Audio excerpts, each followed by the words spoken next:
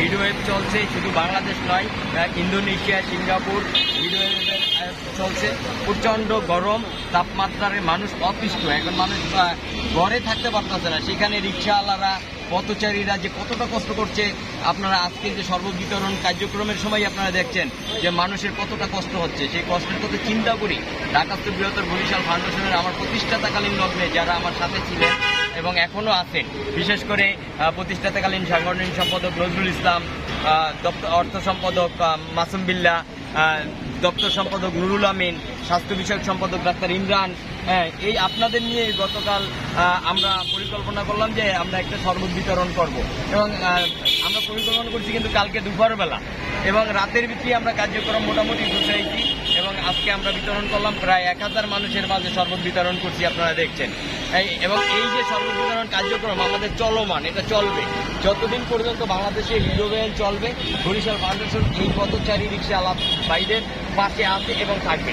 আরেকটা প্রশ্ন করছেন আপনি, সরকার কি পদক্ষেপ নিচ্ছে? আপনি ইতিপূর্বে দেখছেন যে সিটি কর্পোরেশন থেকে জায়গায় জায়গায় যে 5,000 লিটারের যে ট্যাঙ্ক, এই ট্যাঙ্কের মাধ্যমে শরবত জায়গায় জায়গায় বিতরণ করছে এবং আপনারা দেখছেন যে আমাদের পার্শ্ববর্তী যে 14 আসনের সংসদ সদস্য আলহাজ মাইনুল ইসলাম খান নিখিল সাহেব, ওনার নেতৃত্বে কালকে সারাদিন ব্যাপী শরবত বিতরণ কার্যক্রম চলছে।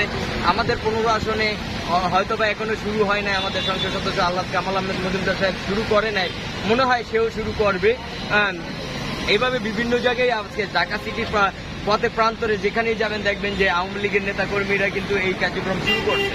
তা আমি দলমত নির্বিশেষে আমি বলবো, বাংলার আকাম জনগণের কাছে আমার একটাই দাবি, আমরা যারা মোটামুটি সচ্ছল আছি, অন্তত এই যে আপনারা আজকে যে শরবত কার্যক্রম করলেন সেখানে আপনারাই নিজেরাই চিনি আনছেন, ট্যাঙ্ক আনছেন, আপনারা লেবু আনছেন আর বরফ আনছেন। আপনারা কিন্তু দেখছেন কত টাকা, মাত্র 4 থেকে 4,500 টাকা খরচ হয়েছে 1000 গ্লাস শরবতের জন্য।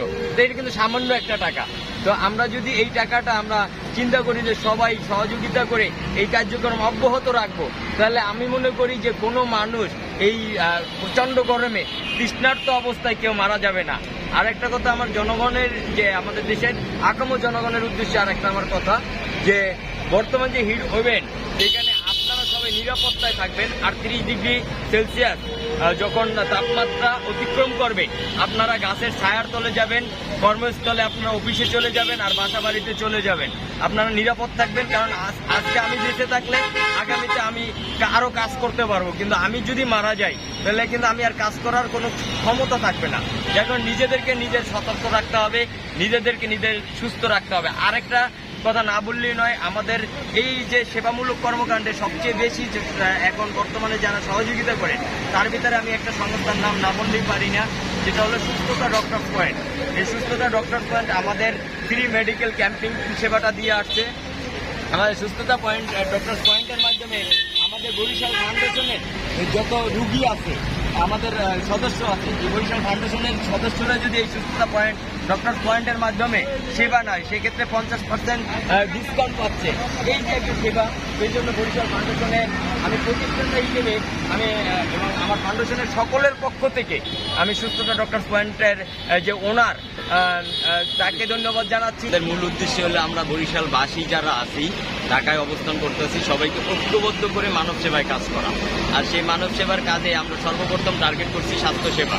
এই স্বাস্থ্যসেবা কাজের ক্ষেত্রে আমরা বেশ কিছু মেডিকেলের সাথে অলরেডি চুক্তিবদ্ধ হয়েছি, যেমন সুস্থতা ডক্টরস পয়েন্ট, আপনারা মিরপুর জেনারেল হসপিটাল, মেডিনোভা হইতে শুরু করে বেশ কিছু মেডিকেলের সাথে আমাদের ইতিপূর্বে চুক্তি হয়েছে।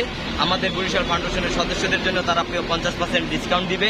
আর পাশাপাশি আমরা অ্যাম্বুলেন্স সেবাটাও দিতে চাচ্ছি স্বল্প খরচের ভিত্তিতে। আরেকটা কথা হলো, আমাদের বরিশালবাসীর যদি কেউ অসহায় অবস্থায় মারা যায়, আমরা তাদের যে লাশটা, সেই লাশটা আমরা গ্রামে পাঠাবো, সেটা আমাদের একটা পরিকল্পনা। আমাদের পরিকল্পনা বরিশাল ফাউন্ডেশনের মাধ্যমে একটা এতিমখানা হবে, মাদ্রাসা হবে, একটা বৃদ্ধাশ্রম হবে। আমরা চাই না আমাদের বরিশালবাসীর ভিতরে কোনো বৃদ্ধ বাবা মা অসহায় অবস্থায় রাস্তায় পড়ে থাকবে, পথে পড়ে থাকবে, তাদের দেখার মতো কেউ থাকবে না। যার কারণে আমরা বরিশাল ফাউন্ডেশনের পক্ষ থেকে আমরা চাচ্ছি একটা বৃদ্ধাশ্রম করব, যে বৃদ্ধাশ্রমে আমাদের বরিশালবাসীর অসহায় বাবা মায়েরা সেখানে বাস করবে এবং সুস্থ জীবন যাপন করবে। এটাই আমাদের লক্ষ্য। এবং দেশের দুর্যোগ মুহূর্তে তো অবশ্যই আমরা পাশে থাকব। এবং আমাদের একজাক তরুণ স্বেচ্ছাসেবক কর্মী আছে।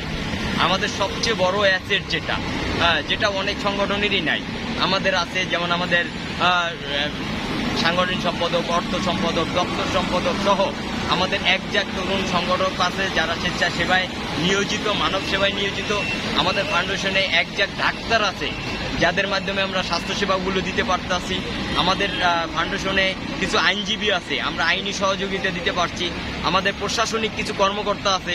সেক্ষেত্রে আমরা আমাদের বরিশাল ফাউন্ডেশনের তথা মানব জাতির উপকারের জন্য, দেশ ও জাতির কল্যাণের জন্য আমরা কিছু কাজ করতে চাই, যে কাজগুলো থাকবে আমাদের মৃত্যুর সম্বল হিসেবে।